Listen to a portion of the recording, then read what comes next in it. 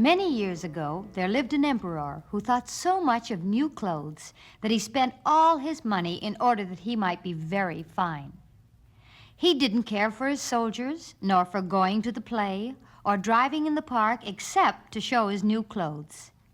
He had a coat for every hour of the day, and just as they say of a king, he is in the council room, so they always said of him, the emperor is in his dressing room.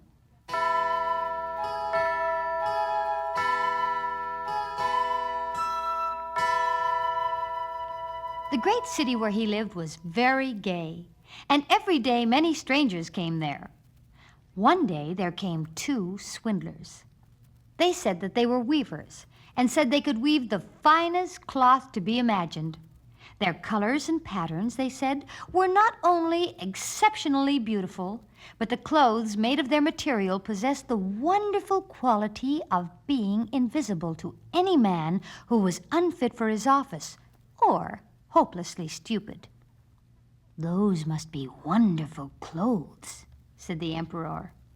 "If I wore such clothes, I should be able to find out which men in my empire were unfit for their places, and I could tell the clever from the stupid. Yes, I must have this cloth woven for me without delay." And he gave a lot of money to the two swindlers in advance so that they should set to work at once. They set up two looms and pretended to be very hard at work, but they had nothing whatever on the looms. They asked for the finest silk and the most precious gold. This they put in their own bags and worked at the empty looms till late into the night. "I should very much like to know how they are getting on with the cloth," thought the emperor. But he felt rather uneasy when he remembered that he who was not fit for his office could not see it. He believed, of course, that he had nothing to fear for himself. Yet he thought he would send somebody else first to see how matters stood. Everybody in the town knew what a wonderful property the stuff possessed, and all were anxious to see how bad or stupid their neighbors were.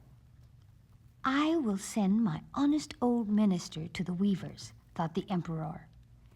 "He can judge best how the stuff looks, for he is intelligent, and nobody understands his office better than he."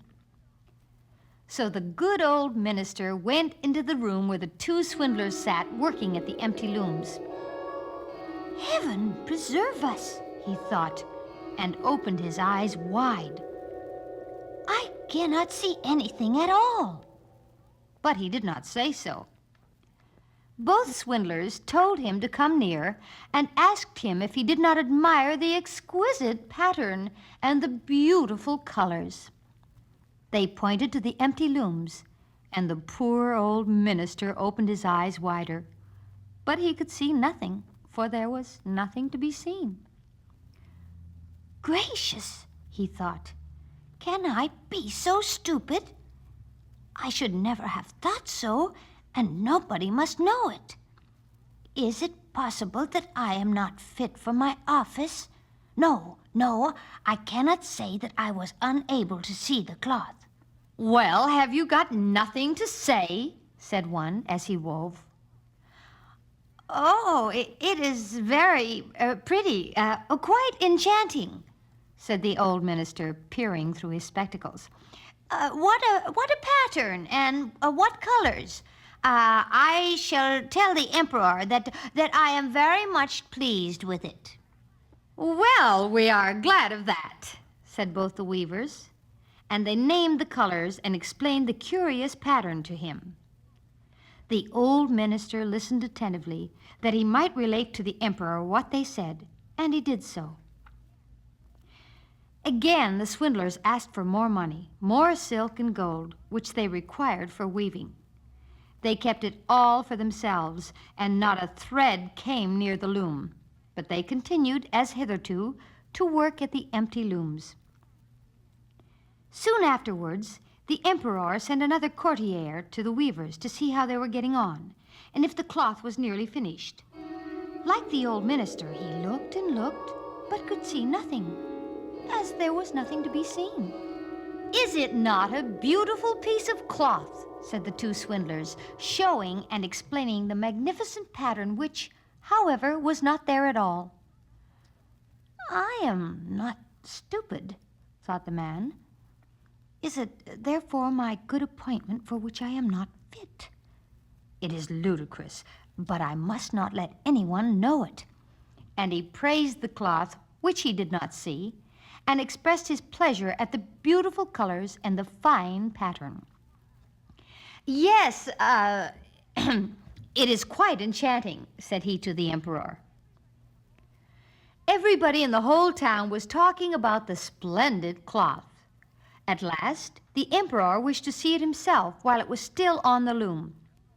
With a whole company of chosen men, including the two honest counselors who had already been there, he went to the two clever swindlers, who were now weaving as hard as they could, but without using any thread. "Is it not magnifique?" said both the honest statesmen. "Will your majesty see what a pattern and what colors?" And they pointed to the empty looms, for they imagined the others could see the cloth. "What is this?" thought the emperor. "I do not see anything at all. This is terrible. Am I stupid? Am I unfit to be emperor? That would indeed be the most dreadful thing that could happen to me. Yes, it is very fine," said the emperor. "It has our highest approval." And, nodding contentedly, he gazed at the empty loom, for he did not like to say that he could see nothing.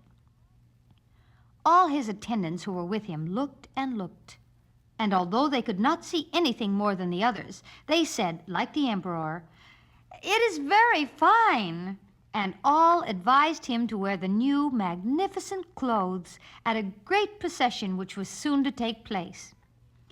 "It is magnifique, beautiful, excellent," went from mouth to mouth, and everybody seemed delighted. The emperor gave each of the swindlers the cross of the Order of Knighthood and the title of Imperial Court Weavers. All through the night before the procession was due to take place, the swindlers were up and had more than 16 candles burning. People could see that they were busy getting the emperor's new clothes ready. They pretended to take the cloth from the loom. They snipped the air with big scissors. They sewed with needles without thread and said at last, "Now the emperor's new clothes are ready." The emperor, with all his noblest courtiers, then came in, and both the swindlers held up one arm as if they held something and said, "See, here are the trousers. Here is the coat. Here is the cloak," and so on. "They are all as light as a cobweb. They make one feel as if one had nothing on at all, but that is just the beauty of it." "Yes," said all the courtiers, but they could not see anything, for there was nothing to be seen. "Will it please your majesty graciously to take off your clothes?" said the swindlers. "Then we may help your majesty into the new clothes before the large looking-glass."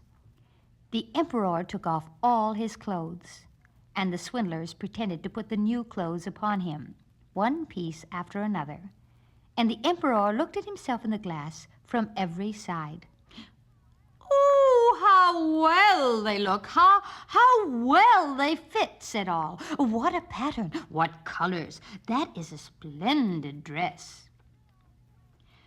"They are waiting outside with the canopy, which is to be borne over your majesty in the procession," said the chief master of the ceremonies. "Yes, I am quite ready," said the emperor. "Does not my suit fit me marvelously?" And he turned once more to the looking-glass, that people should think he admired his garments. The chamberlains, who were to carry the train, fumbled with their hands on the ground as if they were lifting up a train. Then they pretended to hold something up in their hands. They dare not let people know that they could not see anything.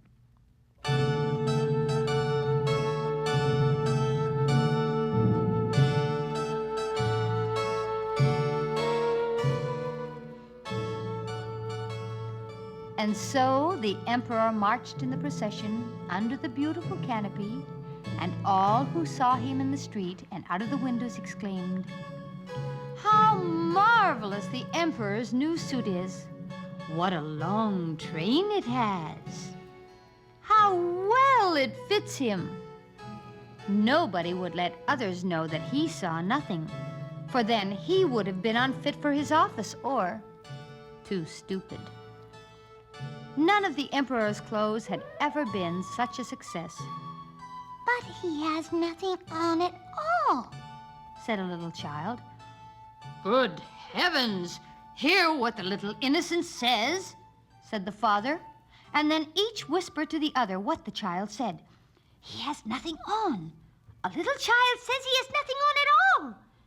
"He has nothing on at all," cried all the people at last. And the emperor, too, was feeling very worried, for it seemed to him that they were right.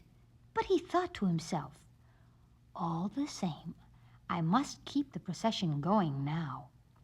And he held himself stiffer than ever, and the chamberlains walked on and held up the train, which was not there at all.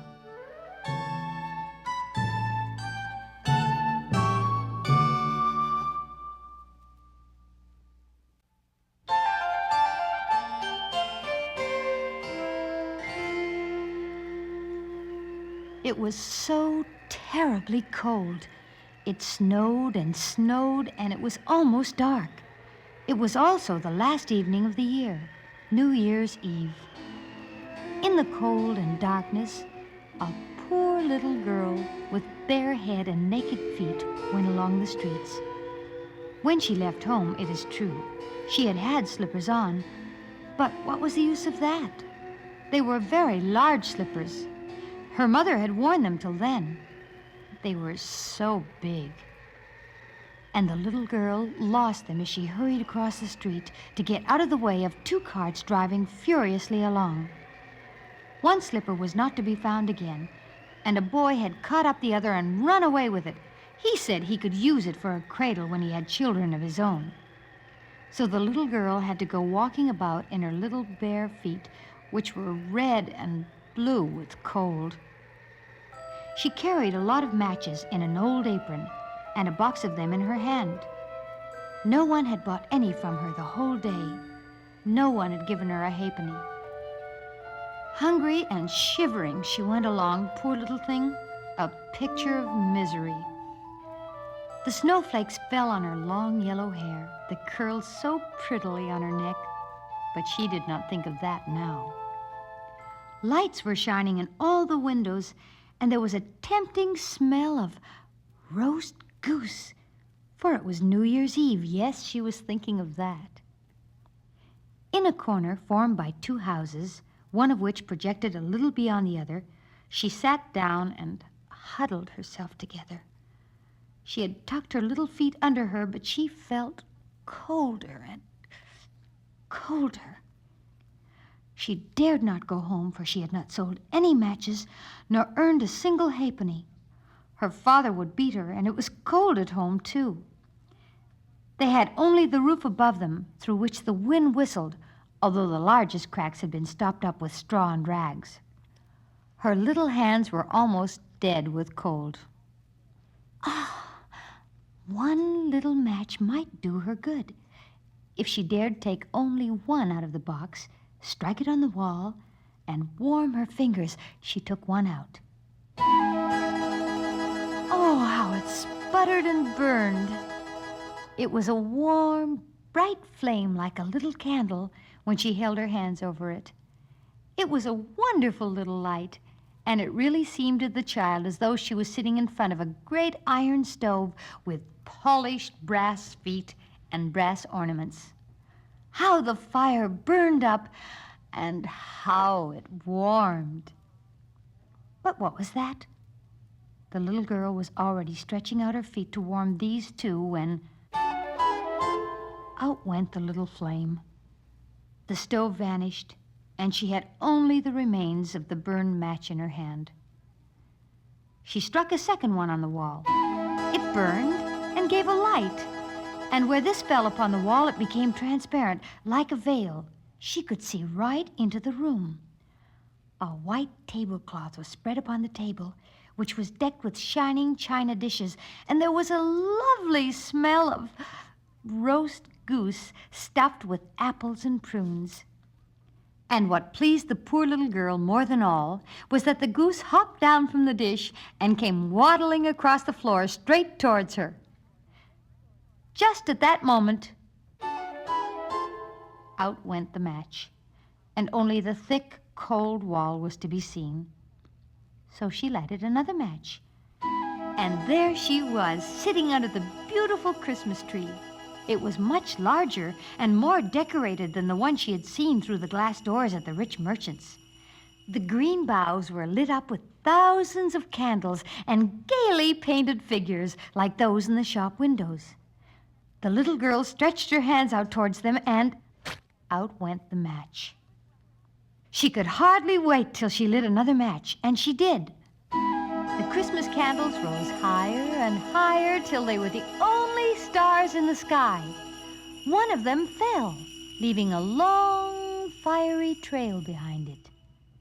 Now someone is going to heaven, said the little girl, for her old grandmother, the only person who had ever been good to her and who had now passed on, had said that when a star falls, a soul goes up to heaven.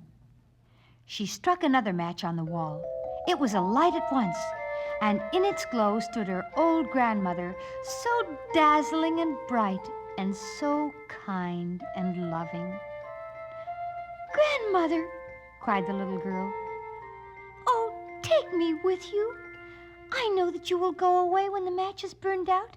You will vanish like the warm stove, like the beautiful roast goose and the big, splendid Christmas tree." and she quickly lighted the whole box of matches, for she did not wish to let her grandmother go. The matches burned with such a blaze that it was lighter than day, and the old grandmother had never appeared so beautiful or so tall before. Taking the little girl in her arms, she flew up with her in brightness and joy, high, so high, and there was no cold, nor hunger, nor sorrow, for they were in heaven.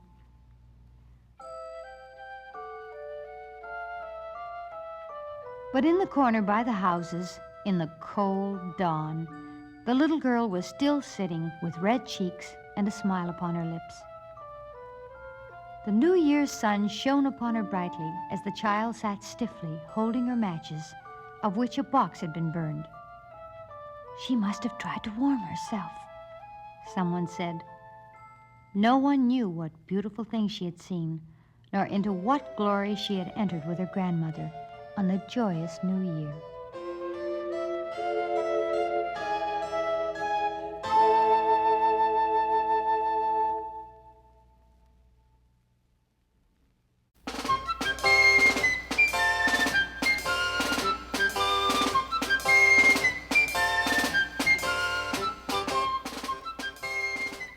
There were once 25 tin soldiers who were all brothers, as they were cast from an old tin spoon. They all carried their guns on their shoulders and looked straight forward, and they all had the same smart uniform, red and blue. The first words which they heard upon seeing the light of day, when the lid was taken off the box in which they were packed, were, "Tin soldiers!" These words were uttered by a little boy who had received them as a birthday present and clapped his hands for joy.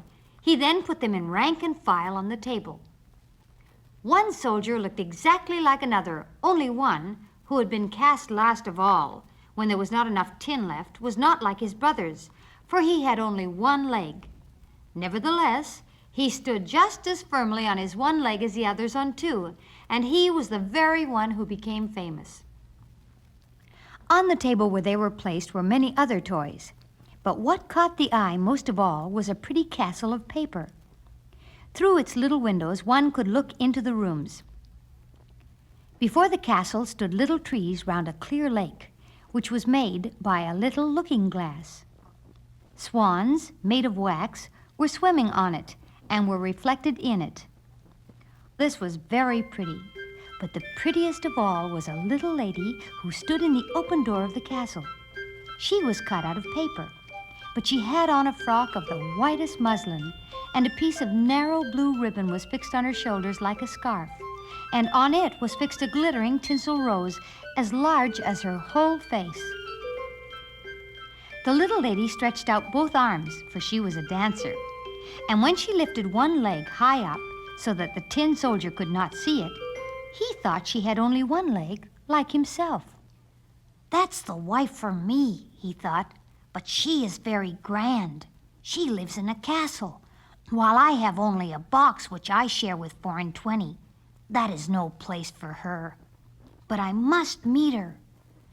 And then he laid himself at full length behind a snuff box which was on the table. From there he could see the dainty little lady who continued to stand on one leg without losing her balance. At night, all the other tin soldiers were put back into their box, and the people of the house went to bed. Now the toys began to play, to pay visits, to make war, and to go to balls. The tin soldiers rattled in their box, for they wished to take part in the games, but they could not raise the lid. The nutcrackers turned somersaults. The slate pencil amused itself on the slate. They made so much noise that the canary woke up and began to talk, and even in verse. The tin soldier and the dancer were the only ones who remained in their places. She was standing on tiptoe with her arms stretched out. He stood firmly on his one leg, never taking his eyes away from her for a moment. When the clock struck 12, suddenly the lid of the snuff box flew open. There was no snuff in it, but a small black troll, a jack-in-the-box. "Tin soldier," said the jack-in-the-box. "will you keep your eyes to yourself?" The tin soldier pretended not to hear it. "All right, wait till tomorrow," said the jack-in-the-box. When morning came and the children were up, the tin soldier was placed on the windowsill. All at once, whether it was the jack-in-the-box or the draft, the window flew open and the soldier fell headlong down into the street from the 3rd story. It was a terrible fall. With his one leg in the air, he stood on his helmet, while his bayonet stuck in the ground between the paving stones. The servant and the little boy came down at once to look for him, but although they were so close that they almost trod upon him, they didn't see him. If the tin soldier had cried out, "Here I am," they would surely have found him, but he did not consider it proper to call out aloud because he was in uniform. Then it began to rain, first very little, but soon more, till it became a heavy shower. When the rain had ceased, 2 street boys came by. Look, there is a tin soldier, said one of them. Let's give him a sail. So they made a boat out of a piece of newspaper, put the tin soldier in it, and let him float down the gutter. Both the boys ran by the side and clapped their hands. What waves there were in the gutter, and such a strong current, too, for the rain had been pouring down in torrents. The paper boat rocked up and down. Sometimes it turned round so quickly that the tin soldier trembled, but he remained firm. He didn't move a muscle and looked straight forward, holding his gun on his shoulder. All at once, the boat was driven into a long drain, and there it became as dark as it had been in his box. Where am I going? He thought. This is the fault of the black troll. Oh, if only the little lady sat here with me in the boat, then I shouldn't mind the darkness. Then there came a big water rat which lived in the drain. "Have you got a pass?" asked the rat. "Give me your pass." But the tin soldier kept silent and held his gun tighter than before. The boat rushed on. The rat followed, gnashing its teeth and crying out to the chips of wood and straws, "Stop him! Stop him! He has not paid the toll. He has not shown his pass." The current became stronger and stronger. The tin soldier could already see the light of day where the drain ended, but he also heard a roaring noise strong enough to frighten a brave man. Where the drain ended, the water rushed into a big canal.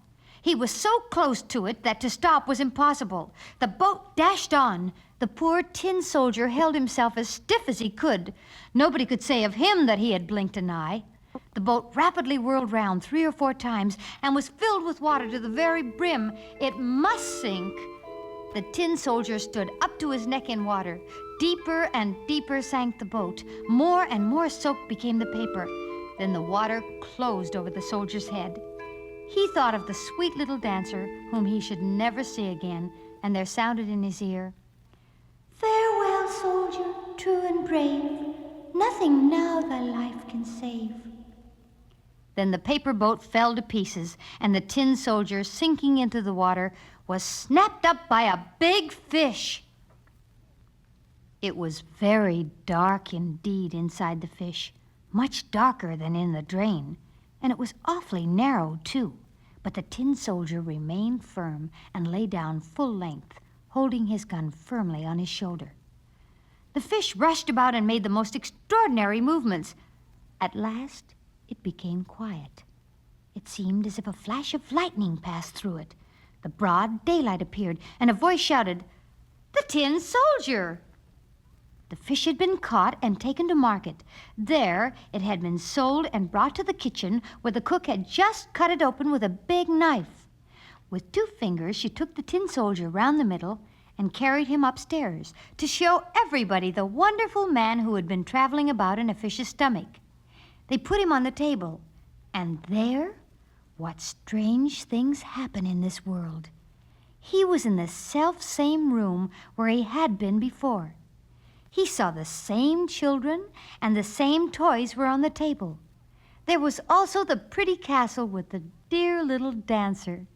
She stood still on one leg and held the other high up in the air. She, too, was steadfast. The tin soldier was very much touched, and he nearly shed tin tears, but that was not becoming for a soldier. He looked at her, but said nothing. Suddenly, one of the little boys took up the tin soldier and threw him into the stove without giving any reason for this strange conduct.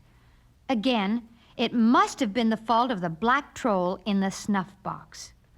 The tin soldier stood there in the strong light and felt an unbearable heat, but whether this heat was caused by the real fire or by love, he did not know.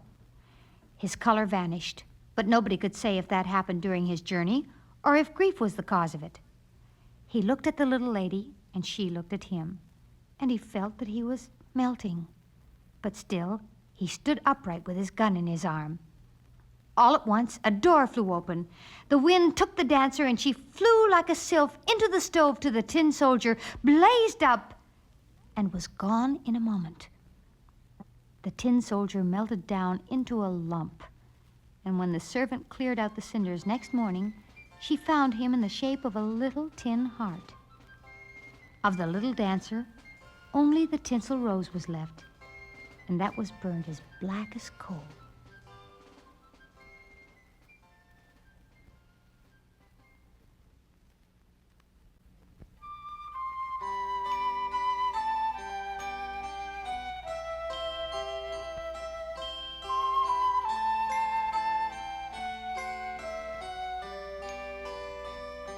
Have you ever seen a really old cupboard, quite black with age and carved with foliage and scrolls?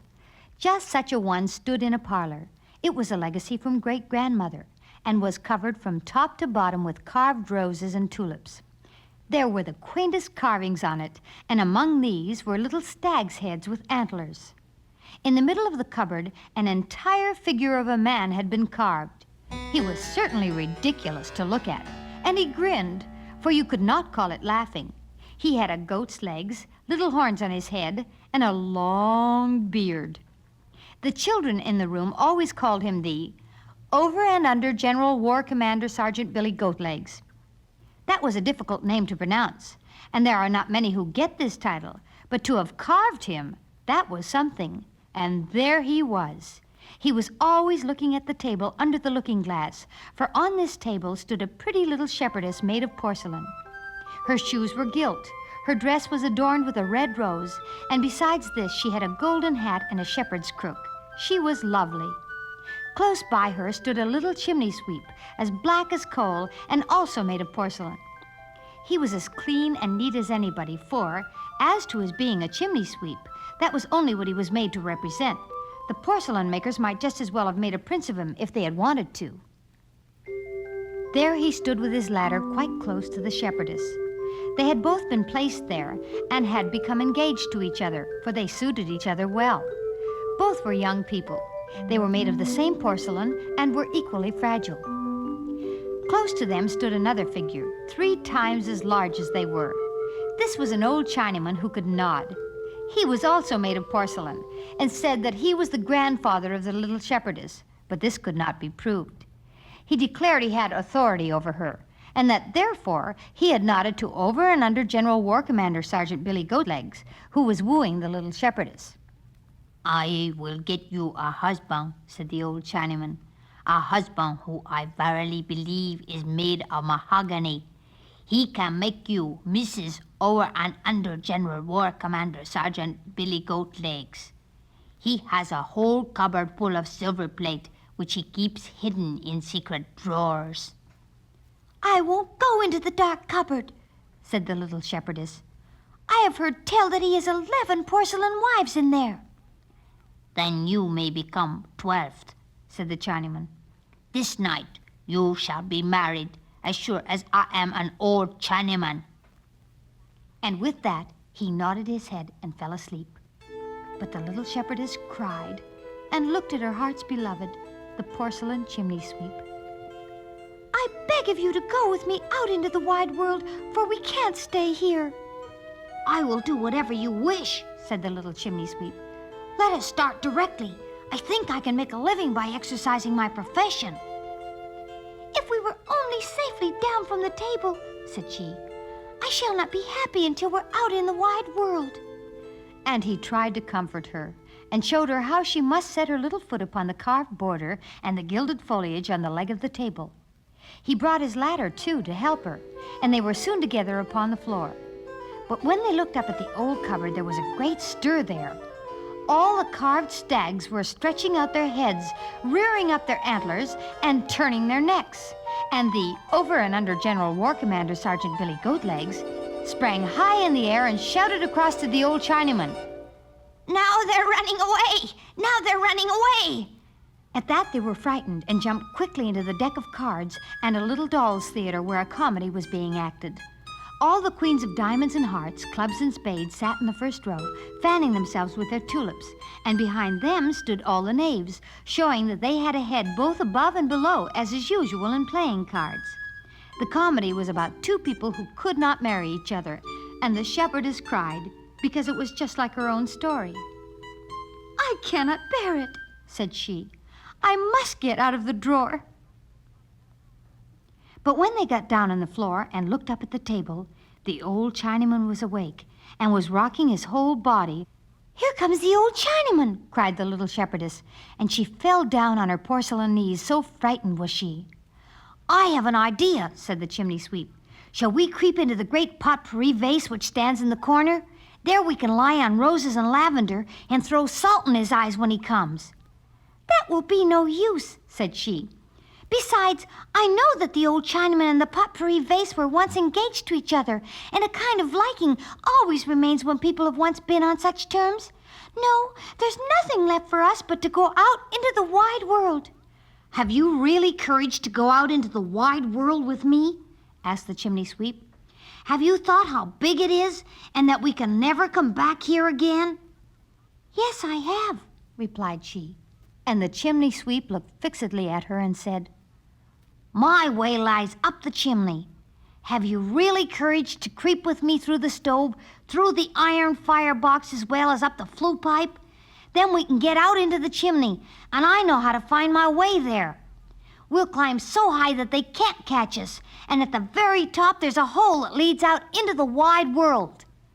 And he led her to the door of the stove. It looks very black there, said she. But still she went with him, through the box and through the pipe, where it was pitch dark night. Now we're in the chimney, said he. And look, up there a beautiful star is shining. And it was a real star in the sky which shone straight down upon them as if it would show them the way. And they crawled and they crept. It was a frightful way and terribly steep, but he supported her and helped her up. He held her and showed her the best places to place her porcelain feet. And so they reached the top of the chimney. And upon that they sat down, for they were desperately tired, as they well might be. The sky with all its stars was high above. They could see all the rooftops of the town below them. They could see far around them, far out into the world. The poor shepherdess had never thought it would be like this. She leaned her little head against the chimney sweep, and she wept so bitterly that all the guilt was washed off her. This is too much, she said. I can't bear it. The world is too big. If I were only back on the little table under the looking glass, I shall never be happy until I am there again. I've followed you out into the wide world, and now you may follow me back home again, if you really love me. And the chimney sweep spoke sensibly to her, spoke of the old Chinaman, and of Over and Under General War Commander Sergeant Billy Goatlegs. But she kissed her little chimney sweep and sobbed so bitterly that he could not help giving way to her, though it was foolish. And so, with much difficulty, they climbed down the chimney again, and they crept through the pipe and the firebox. This was not pleasant at all. And at last, they stood in the dark stove again. There they listened behind the door to find out what was going on in the room. There it was quite still. They peeped out.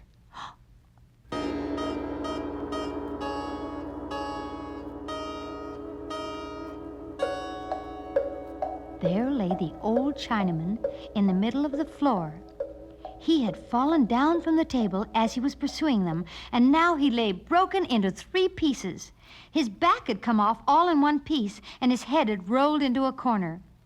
The Over and Under General War Commander Sergeant Billy Goatlegs stood there where he had always stood and meditated.